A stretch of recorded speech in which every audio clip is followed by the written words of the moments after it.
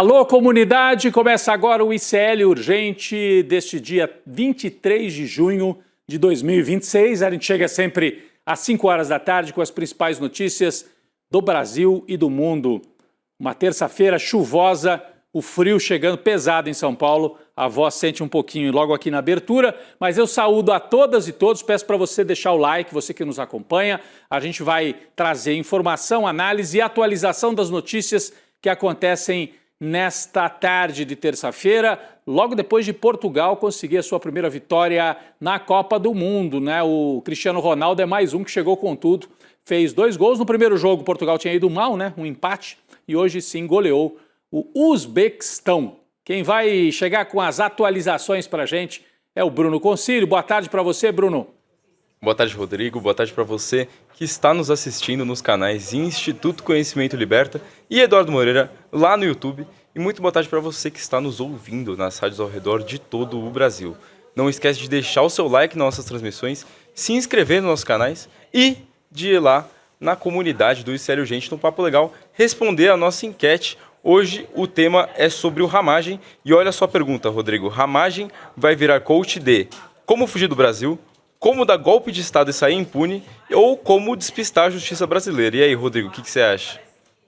Ele tem know-how para qualquer um desses cursos aí. Só para explicar para quem está chegando agora, nós vamos trazer a notícia já, mas o Alexandre Ramagem, a nossa equipe aqui do ICL, descobriu que ele criou uma empresa, foragido da justiça, criou uma empresa nos Estados Unidos para oferecer cursos.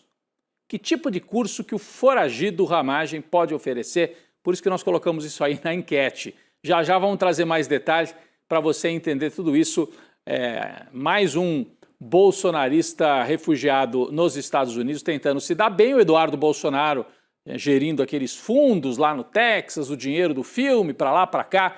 E o Alexandre Ramagem também querendo se dar bem ali com cursos oferecidos aqui para o Brasil. Ficam nos Estados Unidos, mas tirando uma casquinha dos extremistas brasileiros na internet. Essa gente segue agindo assim.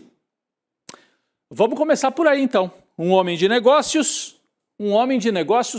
perigosos. O ex-deputado federal Alexandre Ramagem abriu uma empresa nos Estados Unidos 4 meses depois de fugir do Brasil. Você lembra, né? Ele escapou pela fronteira com Roraima, pegou um avião, foi parar nos Estados Unidos quando já estava condenado e deveria ir para a cadeia, mas conseguiu escapulir. O golpista foragido está empreendendo lá nos Estados Unidos. Parece piada, né? É uma reportagem exclusiva no ICL Notícias, está aí na tela. Para quem não lembra, o Ramagem foi condenado a 16 anos de prisão por tentativa de golpe de Estado. E agora, os repórteres aqui trabalhando para o ICL Notícias descobriram que ele registrou a abertura de uma empresa na Flórida no dia 6 de janeiro de 2026. O Bruno Concílio traz atualizações sobre esta reportagem que também está lá no nosso site. Bruno, com você. Rodrigo, em uma apuração exclusiva para o ICL, os repórteres Alice Maciel, Natália Viana e Ken Silverstein contam que a empresa chamada ARBN Villa Corporation foi constituída no mesmo endereço de uma escola de jiu-jitsu da rede brasileira Gracie Barra. Mas tem um detalhe curioso nisso tudo. Documentos de registros da ARBN Villa Corporation não detalham seu ramo de atuação e nem suas atividades. Contam apenas como finalidade declarada realizar todo e qualquer negócio legal. Mesmo assim, dá para ter uma noção de como Ramagem vai ganhar dinheiro. Em dezembro do ano passado, a esposa dele, a Rebeca Ramagem, publicou nas redes sociais que o marido planejava vender cursos online de altíssimo nível com conteúdo sério. Agora, Rodrigo, é interessante como ela teve que ressaltar esse detalhe, né, do conteúdo ser sério, porque ela mesma já sabia que todo mundo ia levar na piada, não é? Não, tem 2 coisas curiosas aí, né? A esposa, que aliás é procuradora do estado lá em Roraima e não aparece para trabalhar, está lá foragida junto com o Ramagem. Mas primeiro ela dizer, não, o meu marido vai oferecer cursos de conteúdo sério. Bom, também ia oferecer o quê? De conteúdo que não fosse sério? Pode ser, em se tratando de bolsonaristas. A segunda coisa é que a empresa declara que vai realizar todo e qualquer negócio legal. Só faltava declarar, nós vamos fazer negócios ilegais e estamos aqui com o registro da empresa para isso. Mas a gente juntou as 2 coisas, né? Uma empresa registrada, a esposa do Ramagem dizendo que o marido vai vender curso, Por isso que tem lá no Papo Legal a enquete para você responder. O Bruno já trouxe aí. Que tipo de curso você acha que o Ramagem vai oferecer para os incautos, para os desavisados que toparem pagar para o Alexandre Ramagem por um curso? Vai lá no Papo Legal, tem lá a nossa enquete para você responder. E vá também, tá aí, papolegal.aplicativo, né? Você pode acessar a sala viral de hoje, votar na enquete, e você também pode ir no nosso site e ler a reportagem completa. O Bruno trouxe aí, né, 3 repórteres que conseguiram descobrir essa empresa aberta pelo Ramagem. Bom, ele ainda não divulgou quais serão os cursos oficialmente, mas a nossa reportagem tentou até contato por telefone, pelas redes sociais, não obteve retorno, mas conseguiu um documento oficial que mostra a abertura da empresa. É como se fosse, sabe, quando você registra uma empresa na junta comercial no Brasil? É mais ou menos a mesma coisa, só que o registro feito lá na Flórida, tudo em inglês, né? Tá lá, ó, Alexandre Ramagem Rodrigues, o endereço, etc e tal, e os artigos aqui de abertura, oficialização desta empresa, que ele diz, vai realizar todo e qualquer negócio legal, porque os negócios ilegais ele praticou antes e por eles foi inclusive condenado, né? Participou da articulação para um negócio chamado golpe de Estado. E aí não precisa de empresa, ele tentou fazer isso junto com os bolsonaristas e os militares que estão todos condenados, vários cumprindo prisão, pena, menos ele que fugiu, escapuliu para os Estados Unidos. Bom, estamos falando de bandidagem.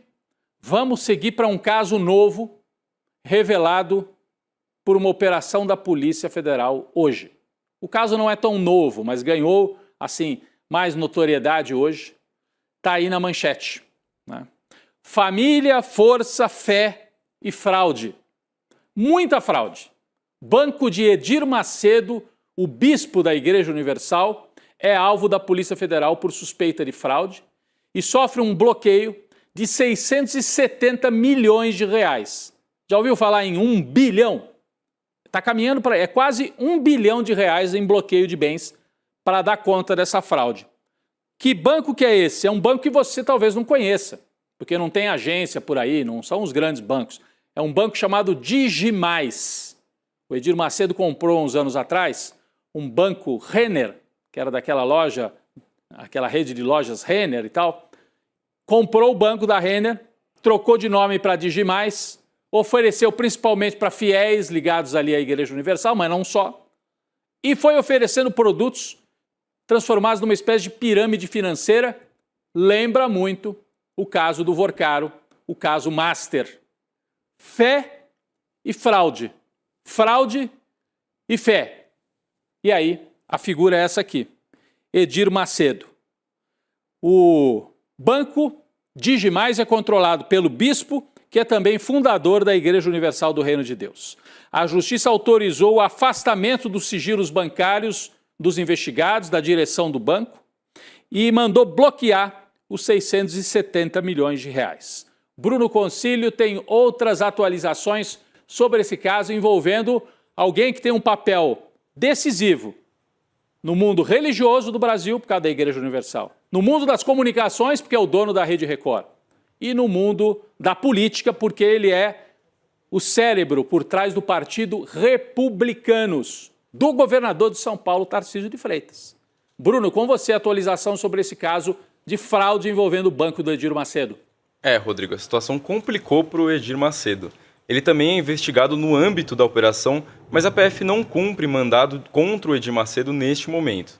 Sobre o Digimais, o esquema envolvia a manipulação de balanços e resultados contábeis na tentativa de esconder prejuízos e ocultar a real situação do Banco Digimais, que já estava prestes a quebrar. Isso, segundo a PF, teria permitido a supervalorização artificial dos ativos oferecidos aos clientes como forma de investimento. Resumindo, Rodrigo, o Digimais maquiava os seus ativos para tentar esconder do mercado o fato de que o banco estava falindo, né? E vai aparecer daqui a pouco, Bruno, assim como o Vorcaro fez, o Edir Macedo também tentou parcerias com governantes, com políticos de direita quase sempre, para obter ajuda, né? Empréstimo consignado, ou abre aí a prefeitura para os funcionários fazerem empréstimo consignado com o meu banco. Então, vai aparecer muita coisa aí das relações políticas do Edir Macedo na tentativa de salvar o banco, que agora sofre essa busca e apreensão, esse bloqueio, e está a ponto de quebrar. Dizem também que o Digimais estaria sendo oferecido para o BTG, o banco do André Esteves. Há negociações dos bastidores? Não sabemos. Isso aí nas colunas de economia tem muita gente dizendo que para salvar o banco o Edir Macedo queria. Olha, vende para o BTG, esquece isso, porque senão a quebra do banco pode arrastar todo o grupo do Edir Macedo. Pode arrastar a Record, pode arrastar inclusive, criar sérios problemas para a Igreja Universal também. Na representação de hoje, nos documentos da operação de hoje, a Polícia Federal afirmou que o Digimais, abre aspas, adotou práticas financeiras temerárias e estreitamente análogas às do extinto Banco Master. É a Polícia Federal dizendo, não somos nós. Por isso que a nossa manchete aí na tela, Digimaster. É o Digimais atuando na mesma linha do Master do Daniel Vorcaro. A diferença, Vorcaro preso, Edir Macedo solto e Edir Macedo mandando ainda numa rede de televisão com poder, controlando o governador, controlando o partido e controlando a TV, que lhe garante um canhão ali para operar e para arrancar vantagens e evitar a quebra do banco. É nesse ponto que nós estamos. Aprendeu direitinho com o Vorcaro, Edir Macedo? Ou será que o Vorcaro é que aprendeu com a turma da Igreja Universal? É a pergunta que fica. Para quem não lembra, quem é Edir Macedo, hein? A nossa equipe preparou aqui um quadro, uma arte, para você relembrar quem é o Edir Macedo, dono do banco, que foi alvo de busca e apreensão e dessa operação de hoje da Polícia Federal. Então ele é fundador da Igreja Universal do Reino de Deus, criada esta igreja ali na Baixada Fluminense, no Rio de Janeiro. Depois ele se torna dono do Grupo Record, ele compra a TV Record ali nos anos 90. Tem um patrimônio hoje, o Edir Macedo, estimado em quase 10 bilhões de reais, com B de bola. Então, o bloqueio que a Polícia Federal pede aí para os bens do Digimais não chega a 10% do patrimônio total do Edir Macedo. Então, ele não está quebrando, não está insolvente, mesmo com o bloqueio. Mas abala, né? Quebrar um banco na mão de um sujeito abala bastante, inclusive a reputação, se é que a gente pode falar nisso. Em 92, o Edir Macedo foi preso em São Paulo sob acusação de charlatanismo religioso, de usar a religião para enganar as pessoas. Em 2011, foi acusado de lavagem de dinheiro e associação criminosa. Em 2020, comprou o antigo Banco Renner, como eu falei agora há pouco, e mudou o nome para Digimais. Lembra, o Vorcaro não comprou um banco chamado Máxima e mudou para Master? O Edir Macedo comprou o Banco Renner, que já tinha autorização, mudou o nome e passou a operar nesta linha, porque o Banco Renner era muito vinculado às operações da Renner, E o Digimais teria que atuar de maneira mais generalizada. Ele tem toda a rede aí de igrejas pelo Brasil e de fiéis que se mandar, olha, pega dinheiro emprestado lá no Digimais, a turma vai e pega, e paga juros, e com isso o banco foi crescendo, mas com operações consideradas agora temerárias e fraudulentas, segundo a investigação da Polícia Federal. O Edir Macedo também é famoso por ter protagonizado, você lembra dessa cena? Está aí na internet. Uma reportagem da Globo, a Globo fez um especial mostrando quem era o Edir Macedo, ele ensinando os outros pastores e bispos da Igreja Universal a tomar dinheiro dos fiéis. Ele dizia assim, tem que pedir, não tem que ter vergonha de pedir, tem que ser agressivo na maneira de pedir. É isso que ele ensinou. Para os fiéis, para os pastores, deve ter ensinado para a turma do banco. Tem que pedir dinheiro para fazer o banco crescer. Só que uma coisa é fazer isso em igreja, outra coisa é no mercado financeiro e parece que deu meio errado, para o lado do Edir Macedo. Vamos seguir acompanhando esse caso. Enquanto o Banco Master, pelo jeito, espalha discípulos, como Edir Macedo, o STF bate cabeça em relação ao caso do Vorcaro, ao caso do Banco Master. Nesta semana, o ministro do Supremo, Gilmar Mendes, criticou o relator do caso, André Mendonça, por ter recebido advogados de defesa, claro, do Daniel Vorcaro, para discutir a delação do banqueiro. O Gilmar fez uma crítica pública ao André Mendonça. Eles estão em guerra Não é uma guerra aberta, mas tem uma guerra ali dentro do Supremo. Gilmar chamou a atuação de André Mendonça de um erro crasso e disse que é um excesso na investigação desse escândalo financeiro. A fala de Gilmar Mendes foi num programa da TV Cultura, Roda Viva. A gente agradece a TV Cultura pela sessão das imagens e vamos rodar agora um trecho desta fala do ministro Gilmar Mendes. Vamos lá. André Mendonça disse que tinha recebido um advogado fazendo proposta de delação seletiva. E aqui já há uma impropriedade. Por quê? A lei não permite que o relator participe ou o juiz participe da delação. O acordo é entre o Ministério Público ou a Polícia Federal e o delator. Então aqui já há algo de erro crasso. Se está participando de conversas ou se está expulsando advogados do processo, isso tem algo de errado. Curioso, né? Então o Gilmar Mendes dando uma reprimenda pública no colega André Mendonça durante a entrevista na TV Cultura, programa Roda Viva. Ali apareceu a Mônica Bergamo, que era uma das entrevistadoras no Roda Viva. Isso mostra que há muita desconfiança interna dentro do Supremo. O André Mendonça foi elogiado por alguns. Olha, ele é bolsonarista, mas até que está sendo independente. Será? Será que não está na hora da gente cobrar o André Mendonça, como a gente cobrou o Dias Toffoli? O André Mendonça está protegendo alguém? O André Mendonça pode participar de negociação de delação para dizer, essa delação eu não quero? Não. Ministro, juiz não pode participar disso. A lei, como lembrou Gilmar Mendes, diz que é a Polícia Federal e o Ministério Público que negociam delação. Se um advogado entra na sala de um juiz para negociar a delação, ele tem que sair de lá preso. Ou então, o ministro André Mendonça cometeu um erro crasso, como diz o Gilmar Mendes. Gilmar Mendes, que também não é nenhum exemplo, né? Ao fazer aqueles encontros lá em Portugal, ao se aproximar demais de empresários. Mas nesse caso objetivo, ele tem razão.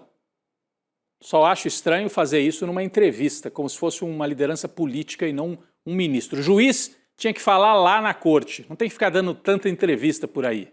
Se expõe demais, mas volto a dizer, nesse caso, ele tem razão, porque o André Mendonça, se recebeu o advogado para falar de delação, é mais do que um erro. É uma atitude fora da lei. Tem que ser cobrado sobre isso. É uma questão de tempo para o caso Master respingar ainda mais no Flávio Bolsonaro, né? Vocês viram que ontem a Procuradoria-Geral da República apresentou um parecer sobre aquele pedido de investigação feito originalmente pelo Lindbergh Farias para que o caso Dark Horse, caso do filme, seja incluído nas investigações do Master e do Vorcaro. Estava faltando o parecer da PGR. O foco, nesse caso, é o dinheiro que Vorcaro enviou a fundos no exterior para financiar o filme, como ficou explícito nas reportagens do Intercept.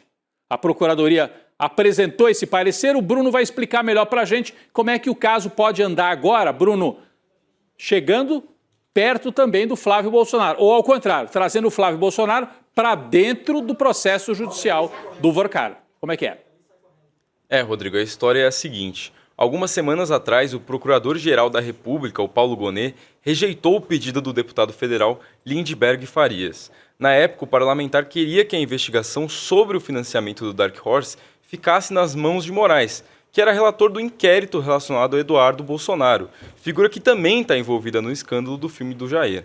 Agora, na noite desta segunda-feira, o Moraes encaminhou o parecer de Gonet ao presidente do Supremo, Edson Fachin, para que ele defina o seu destino, o que deve acontecer nos próximos dias. Agora, o importante disso tudo é que tanto no STF quanto na PGR é dado como certo que a investigação do Dark Horse será alvo de outro procedimento sob a relatoria de Mendonça. Ou seja, finalmente vai sair do papel, né, Rodrigo? A questão é como vai sair do papel, né, Bruno? Porque uma coisa é, vão pendurar o caso Dark Horse na relatoria do André Mendonça, que já está cuidando desse caso do Master, e aí vai virar mais um ali, mais uma investigação dentro do caso do Vorcaro. Ou dois, vai se abrir uma nova investigação, um novo processo, uma nova ação penal, que ficaria também com o ministro André Mendonça. Quem vai decidir isso é o Fachin, o presidente do Supremo. Se ele deixa tudo na mão do André Mendonça, porque já é o André Mendonça que é o relator do caso Master, ou se ele entrega na mão de um terceiro relator. Então, daqui a pouco vai ser tempo do Flávio Bolsonaro se preocupar com o toque da Polícia Federal. Se bateu na porta do Jacques Wagner, tem muito mais motivo para bater na porta do Flávio Bolsonaro. Vamos aguardar a decisão do Fachin. Bom, mas se o Flávio tem motivo para se preocupar, o pai dele também vive um dilema, hein? O Jair. Apodrecer na prisão em casa ou na papudinha? Do jeito que ele ama a família, é uma decisão difícil, hein? Será que ele prefere ficar na papudinha, prefere ficar em casa com a Michele, assistindo o Jogo do Brasil, hein? No final de tudo, não é ele que decide, né? É o Alexandre de Moraes, relator do inquérito do golpe. Como você sabe, o Alexandre de Moraes deu 90 dias de prisão domiciliar para o Jair Bolsonaro, porque ele estava dizendo que passava mal, soluço, problema e tal. O Alexandre de Moraes falou, vai se tratar em casa. 90 dias. Quinta-feira vence o prazo. E aí o Alexandre de Moraes vai ter que decidir. Renova a prisão domiciliar ou manda o Jair de volta para Papudinha para assistir os jogos da Copa na cadeia? Bruno Concílio, será que o Jair prefere assistir jogo da Copa com a Michele comendo pipoca e com essas armas aí que ele tem em casa até? Ou ele prefere voltar para Papudinha? O que vai acontecer? Rodrigo, dependendo do Jair é uma decisão complicada mesmo, né? Mas enfim, a decisão ela vai juntar os laudos sobre a saúde, pedindo que Bolsonaro permaneça em casa, cumprindo a condenação de 27 anos por tentar um golpe de Estado. Nos bastidores, a avaliação é de que determinar o retorno do ex-presidente à Papudinha iria gerar comoção entre seus apoiadores e até um fato político que poderia influenciar na pré-campanha do senador Flávio Bolsonaro à presidência. E se tratando do judiciário, quanto menos protagonismo nas eleições, melhor. Mas a tendência é que a decisão seja prorrogada por mais 90 dias para uma nova reavaliação. Agora, o motivo? O próprio comportamento imprevisível do Bolsonaro, que impede uma decisão diferente dessa, né? E nem precisa ir muito longe, não. Na semana passada, uma arma registrada no nome do ex-presidente foi encontrada em um carro conduzido por um militar do Exército, né, Rodrigo? Olha só. É um militar que faz parte da escolta do Jair Bolsonaro. Vamos lembrar, ele está sendo ouvido, aliás, nesse momento, Bruno, nesse caso aí da arma, que foi encontrada com um militar da escolta do Jair Bolsonaro, ele está sendo ouvido nesse momento pela Polícia Civil do Distrito Federal, que quer saber que raio que um presidiário, ainda que em prisão domiciliar, que raio que um presidiário está fazendo com uma arma dentro de casa. A audiência foi autorizada, essa audiência com a Polícia Civil, para o Jair Bolsonaro explicar a arma, foi autorizada pelo ministro Alexandre de Moraes. Está sendo realizada presencialmente, lá na residência, naquele condomínio lá em Brasília. A pistola foi apreendida no dia 15 de junho com o sargento do Exército Estácio Leite da Silva Filho. O sargento disse na hora, olha, eu estava levando para manutenção a arma. Como assim para manutenção? Não, é do Jair Bolsonaro a arma, mas eu estava levando para manutenção. Como é que o Jair Bolsonaro sabia que a arma precisava de manutenção? Primeiro ponto, ele deu um tiro? Ou ele abriu a arma? Como é que um presidiário pode ter acesso a uma arma, cumprindo pena? Como é que o sargento não se tocou que estava cometendo algo muito grave, levando uma arma para passear, uma arma que pertence a um presidiário, o ex-presidente Jair Bolsonaro, que aparece aí fazendo cara de bad boy dentro da casa lá no condomínio, onde ele cumpre prisão domiciliar. Os advogados apresentaram ao STF documentos que, segundo eles, comprovam que Bolsonaro tem autorização legal para manter a pistola. Peraí, gente. Não existe isso, o presidiário ter uma arma dentro de casa. Não existe. Alguma coisa aí vai ter que ser explicada e vai ter que ser revista, e isso pode complicar a situação dele. Bom, estamos falando aí de investigações envolvendo polícia e política. Vamos atualizar o caso do Jacques Wagner. A investigação da PF identificou uma ligação de WhatsApp do chefe de gabinete do senador para o telefone do banqueiro Daniel Vorcaro. O telefonema ocorreu no dia 7 de agosto de 2024, o mesmo dia em que Vorcaro havia marcado um encontro com Jacques Wagner no gabinete do senador. Bruno tem atualizações sobre isso. Rodrigo, a PF identificou que o chefe de gabinete, citado pelo nome de Lucas, fez um telefonema a Vorcaro no dia do encontro, ligação que não foi atendida pelo banqueiro. No dia seguinte, o Vorcaro enviou uma mensagem dizendo que estaria à disposição para conversar. Agora, procurada, a assessoria de imprensa do senador diz que Lucas Reis, chefe de gabinete de Jacques Wagner e responsável pela agenda do mandato, confirma que recebeu no dia 7 de agosto de 2024 um pedido de agenda com Daniel Vorcaro, só que a assessoria afirma que Reis consultou o Jacques Wagner e que ele não o autorizou a marcar esse encontro. Rodrigo. O Jacques Wagner vai ter que decidir a vida dele nos próximos dias. Tem uma reunião com o Lula para acontecer, mas olha só, ele decidiu, antes de encontrar o Lula, o Jacques Wagner vai se encontrar com Davi Alcolumbre. Não é coincidência, né? Você lembra, a relação entre Jacques Wagner e Alcolumbre ficou muito marcada, porque no dia que o Jorge Messias, indicado pelo Lula, foi rejeitado pelo Senado, o Jacques Wagner, que é do PT, do partido do Lula, apareceu lá sorrindo ao lado do Alcolumbre, como se os dois estivessem comemorando até a derrota do Messias. Acho que a gente tem imagem disso, não sei se as imagens estão aí, só para relembrar. E agora, olha aí, ó, essa imagem é do dia da rejeição ao Messias. Parecia que o Wagner estava até satisfeito, olha lá, rindo com a derrota do indicado pelo Lula. E hoje ele tomou a decisão de, antes de encontrar o Lula, encontrar com o Alcolumbre. Cada um faz as suas escolhas, né? Depois vai ter que se encontrar com o Lula ainda nesta semana para decidir se renuncia ao cargo de líder do governo ou se o Lula vai ter que demiti-lo. Vamos falar do Flávio Bolsonaro, pré-candidato do PL à presidência.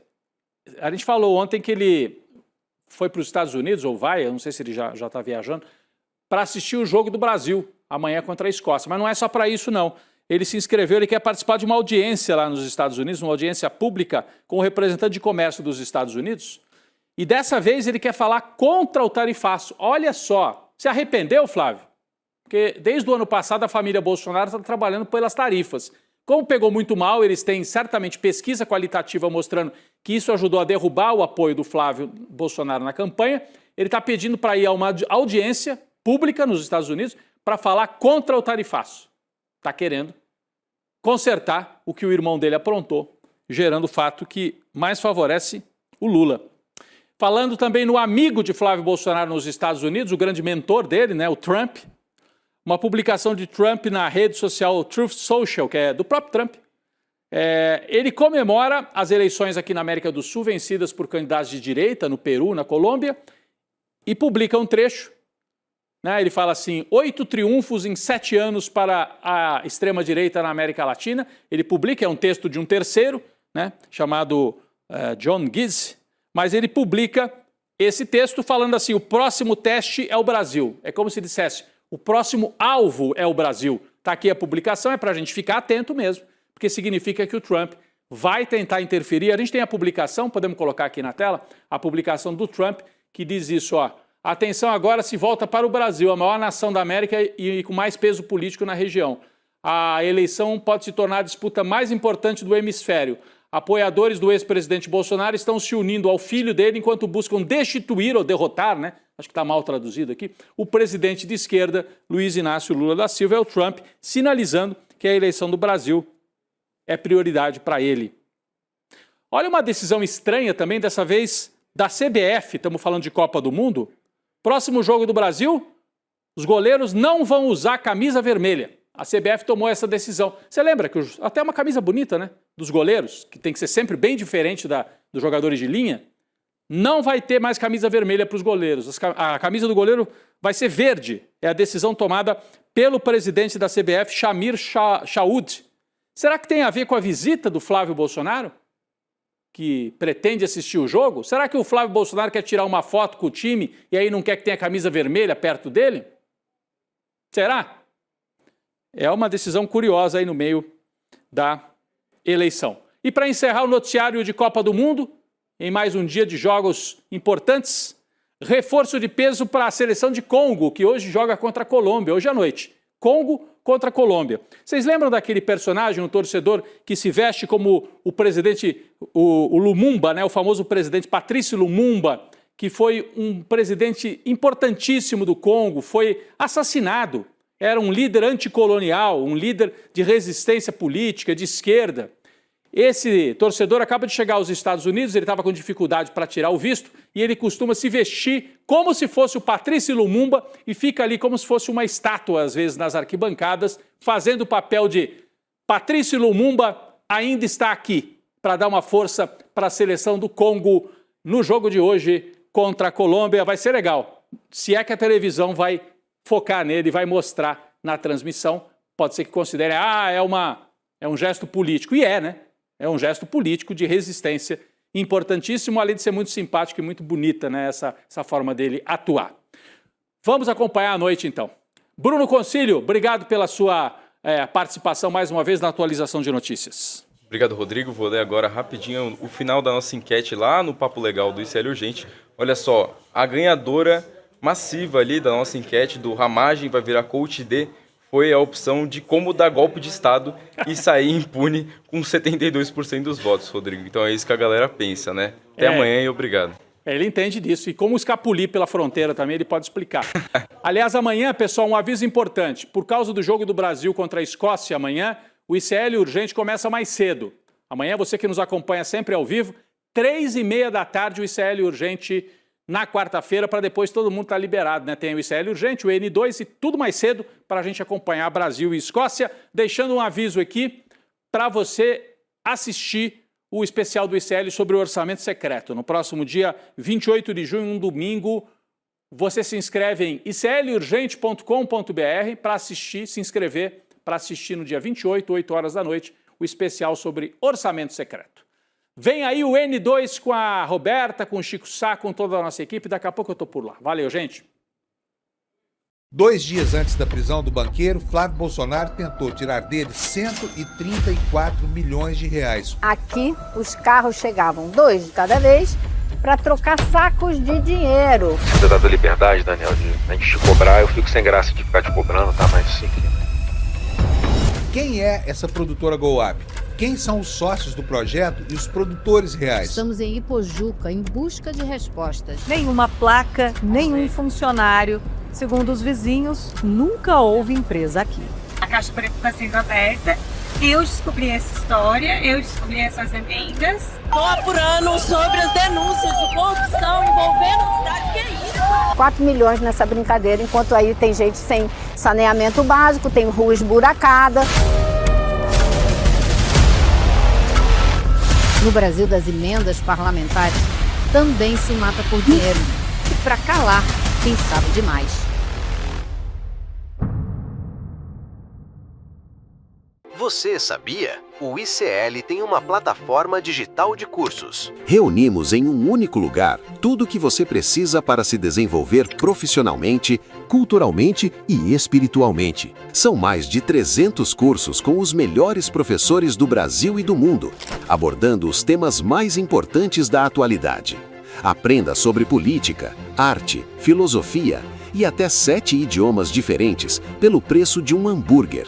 E tem mais! Além dos nossos cursos, nosso espaço conta com mais de 250 documentários, e-books exclusivos, clube de descontos e o melhor de tudo, a própria rede social, um espaço livre de censura onde você poderá conhecer e trocar experiências com as pessoas que fazem do ICL a maior comunidade progressista do país.